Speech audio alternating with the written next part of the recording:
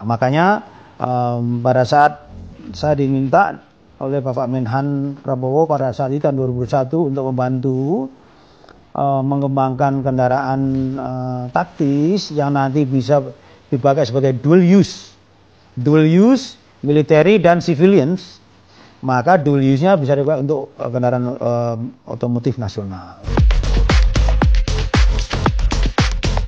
Bagi saya, ketika kita ingin memimpikan industri pertahanan kita besar, itu harus dimulai dari domestik dulu. Domestik menggunakan itu.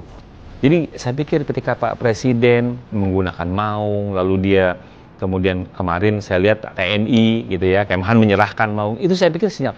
Dan itu memang harus dilakukan.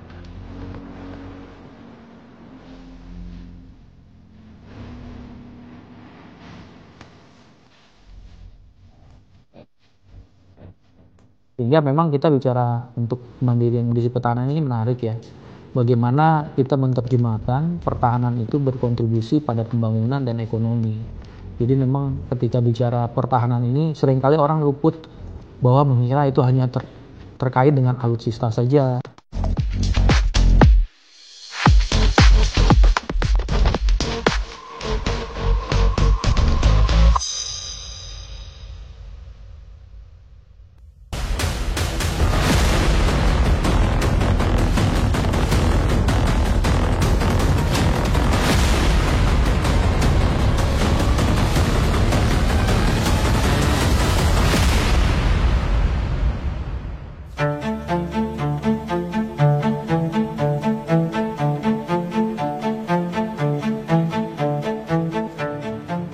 Usai dilantik sebagai Presiden ke-8 Republik Indonesia di Gedung MPR, DPR, DPD Senayan.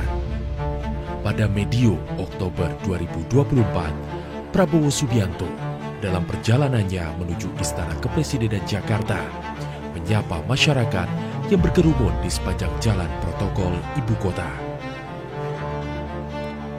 Ia menaiki tunggangan gagah berwarna putih bernama Maung Garuda Limousine.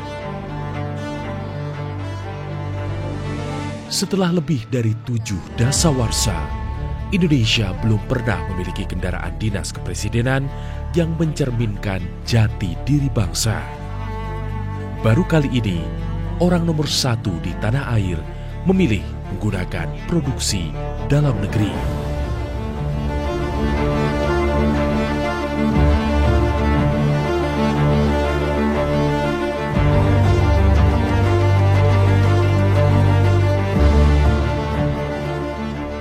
Mulai dari masa kepemimpinan Presiden Soekarno hingga Presiden ke-7 RI Joko Widodo, mobil dinas kepala negara kerap menggunakan jenama otomotif asal Eropa.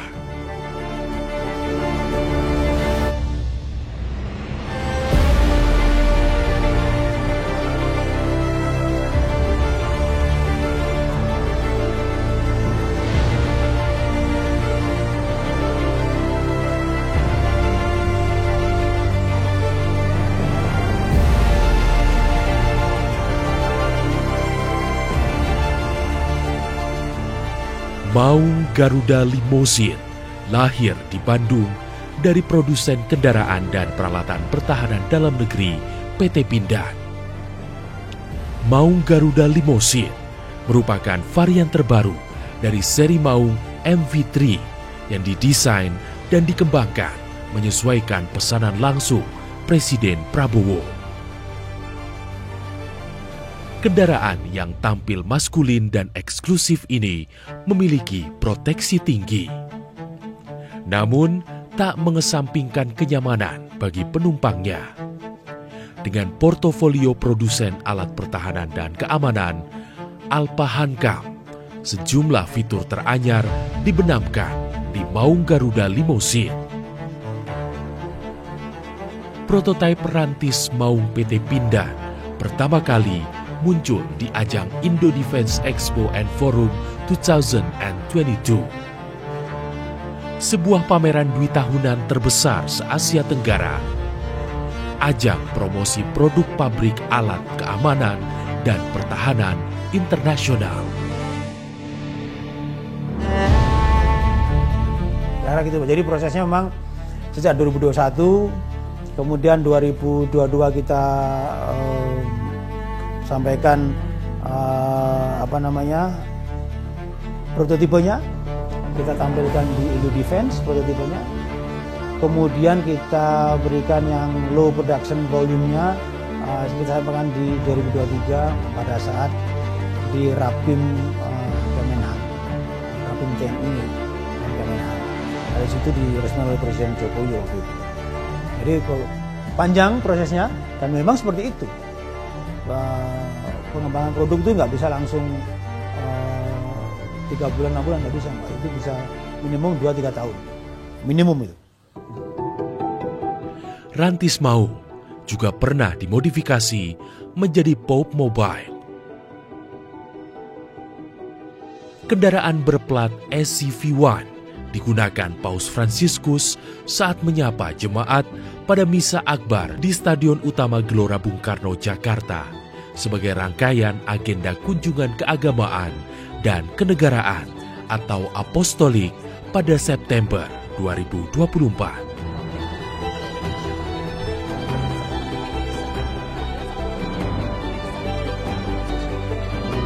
Pengembangan kendaraan taktis Rantis Maung PT Pindad merupakan permintaan Presiden Prabowo kala menjabat Menteri Pertahanan yang ingin industri pertahanan dalam negeri mampu memproduksi kendaraan yang tak hanya mengakomodasi kebutuhan militer tapi juga sipil.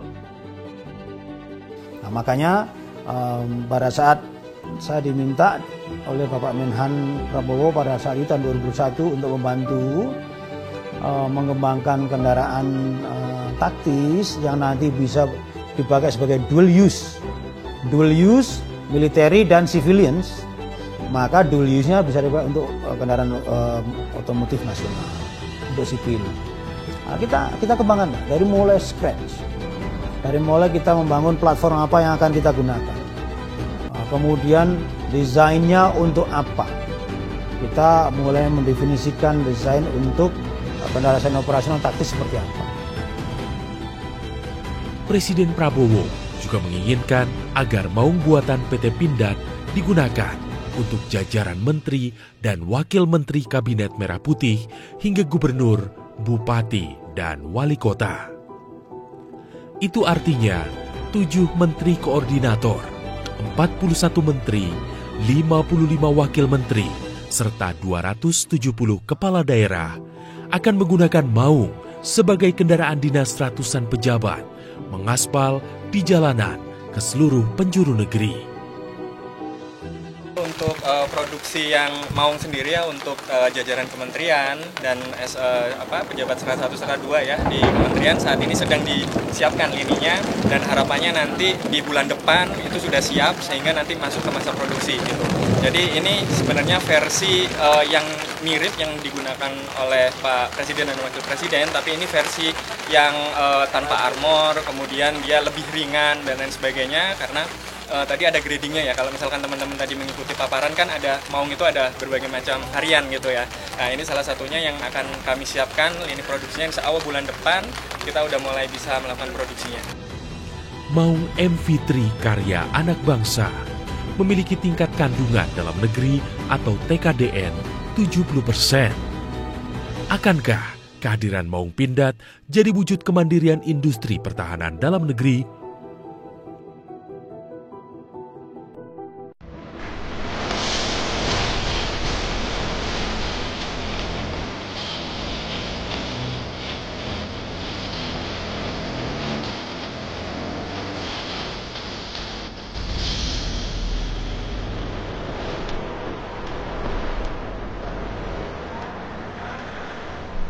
Dikembangkan dan diproduksi perusahaan pelat merah bidang produksi kendaraan dan peralatan pertahanan, PT Pindad.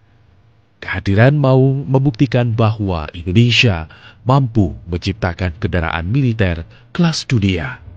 Maung memiliki kandungan tingkat komponen dalam negeri TKDN sebesar 70%. Sementara sisanya, PT Pindad bekerja sama dengan mitra strategis global untuk menyediakan beberapa komponen yang belum diproduksi di dalam negeri. maupun dalam pengembangannya, PT Pindad menjalin kerjasama dengan berbagai ekosistem supplier yang tersebar di berbagai daerah di Indonesia.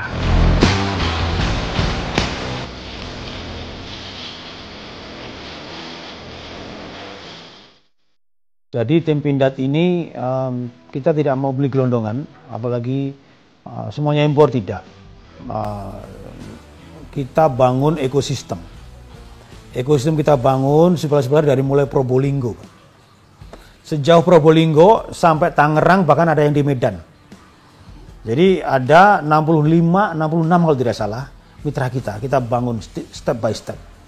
Kita deploy beberapa engineers quality kita. Mereka menetap di sana, melihat komponen-komponen kita, sehingga kita pemberdayaan supplier tier 2, tier 3, tier 4 ini benar-benar jalan. Sehingga sekarang ini kalau kita hitung termasuk bobot manfaat perusahaan BMP, tkdn kita di antara 60-70%.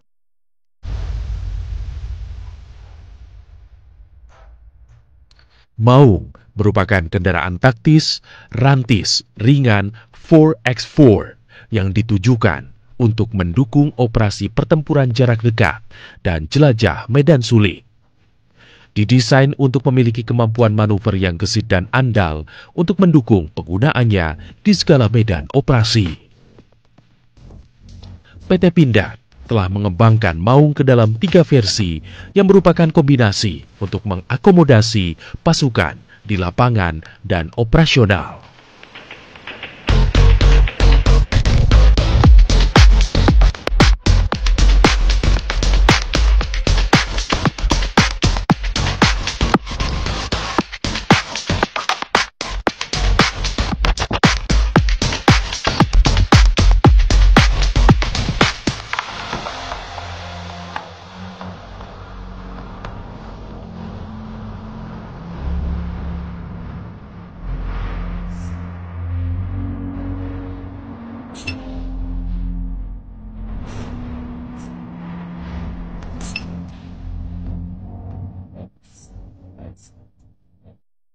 Jadi tadi ada 3 versi yang Maung ini, tapi konten suspensi, differential lock, independent suspension semuanya sama, tidak ada yang kita kurangin.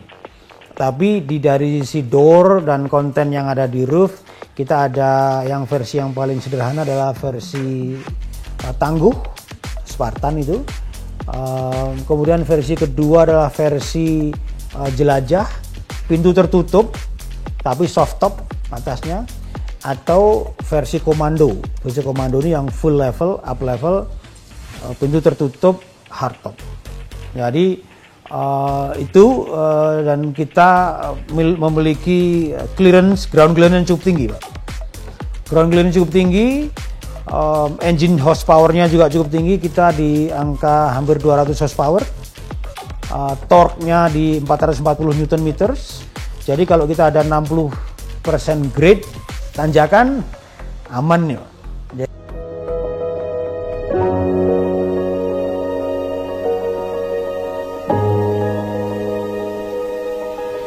Pada Maret 2025, Kementerian Pertahanan menyerahkan 700 unit Maung MV3 varian tangguh atau Spartan kepada TNI dan Polri. Penyerahan 700 unit Maung ini merupakan pengiriman bertahap dari total kontrak pesanan Kementerian Pertahanan sejak 2022 sebanyak 4.000 unit. Ratusan unit Maung yang diserahkan pada tahap pertama ini tak hanya menjadi kendaraan operasional para prajurit TNI maupun aparat kepolisian, tapi juga menjadi kendaraan bagi Kapolri, Panglima TNI, beserta seluruh kepala staf angkatan. Para petinggi Polri dan TNI mendapatkan jatah Maung MV3 varian komando VVIP. Penyerahan produk anak bangsa ini adalah wujud komitmen pemerintah dalam mendukung ketahanan negara, kedaulatan, serta keamanan NKRI yang juga menunjukkan bahwa Indonesia mampu mewujudkan kemandirian industri pertahanan dalam negeri.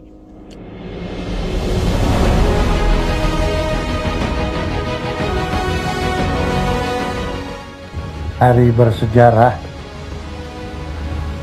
untuk pemerintah, untuk industri pertahanan, kemudian untuk TNI dan Polri, karena hari ini pemerintah secara resmi menyerahkan produk nasional industri pertahanan yang dikelola oleh PT Pindad untuk digunakan oleh TNI dan Polri di dalam menjalankan tugas-tugas operasionalnya. Penggunaan rantis maung buatan PT Pindad di ranah domestik menjadi sinyal baik untuk masa depan industri pertahanan nasional. Bila telah mampu memenuhi kebutuhan dalam negeri, niscaya pintu menuju pasar global bakal terbuka lebar. Bagi saya, ketika kita ingin memimpikan industri pertahanan kita besar, itu harus dimulai dari domestik dulu. Domestik menggunakan itu. Jadi saya pikir ketika Pak Presiden menggunakan maung, lalu dia kemudian kemarin saya lihat TNI gitu ya, Kemhan menyerahkan maung, itu saya pikir sinyal. Dan itu memang harus dilakukan. Anda tidak bisa memaksa negara tetangga untuk menggunakan produk Anda kalau Anda sendiri tidak memberi contoh. Ini sebenarnya bagus atau enggak? Dan saya pikir ketika itu digunakan oleh semua antar kendaraan operasional TNI dan Polri, kan akan tahu. Nanti kan itu juga akan bisa memberikan masukan pada Pindad untuk bagaimana pengembangan ke depan-depannya. Kemandirian industri pertahanan nasional sudah menjadi cita-cita bangsa sejak belasan tahun silam. Sejumlah regulasi serta upaya sinergi dilakukan untuk bisa mewujudkan industri pertahanan nasional yang tak hanya unggul di dalam negeri, tapi juga mendobrak pasar yang lebih luas.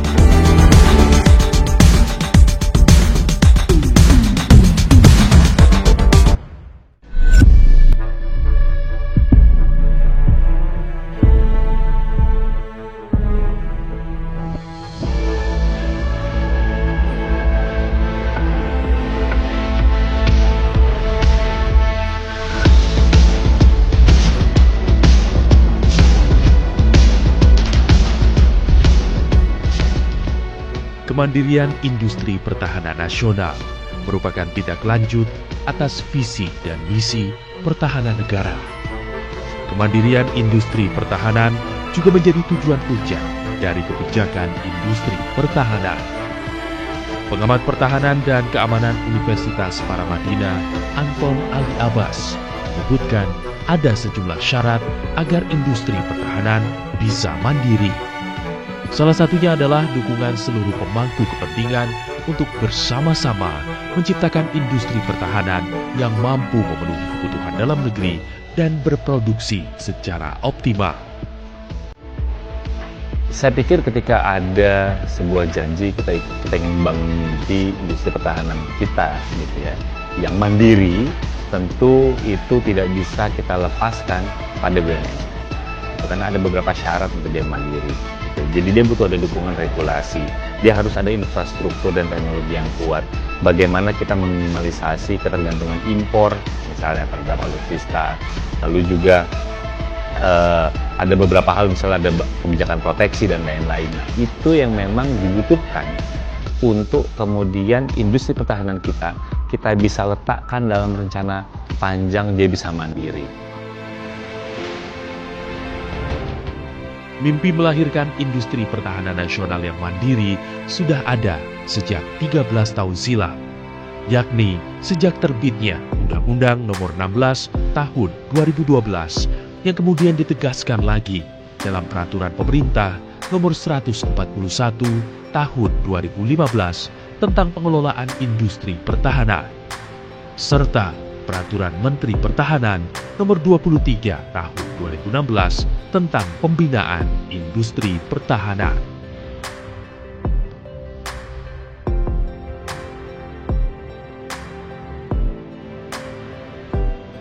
Kementerian Pertahanan selaku leading sektor di bidang pertahanan bersinergi dengan seluruh pemangku kepentingan terkait, mulai dari Kementerian Badan Usaha Milik Negara BUMN hingga sektor swasta dan perguruan tinggi dalam rangka berkolaborasi menjawab tantangan yang dibutuhkan dan siap menghadapi ancaman di sektor pertahanan.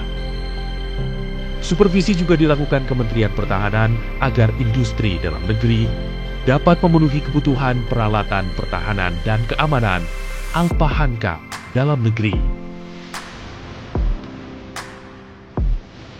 Ya, yang jelas ketika kita bicara Kementerian Pertahanan itu adalah kebijakan di sektor pertahanan. Karena Kementerian Pertahanan ini walaupun mungkin tidak berhubungan langsung dalam arti industri pertahanan strategis kan saat ini berada di bawah Kementerian BUMN.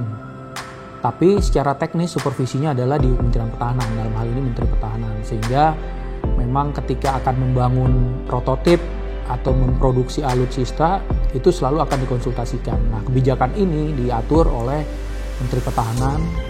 Dalam hal ini Kementerian Pertahanan memang yang menyusun ya kebijakan-kebijakan itu, termasuk juga arah pembangunannya karena melakukan penyelarasan dengan kebutuhan yang dibutuhkan oleh TNI.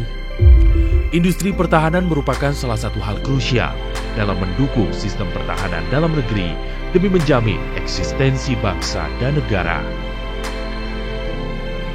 Industri pertahanan yang kuat dan mandiri memiliki dua efek utama, yakni manfaat langsung terhadap pembangunan kemampuan pertahanan serta berdampak terhadap pembangunan ekonomi dan teknologi dalam negeri.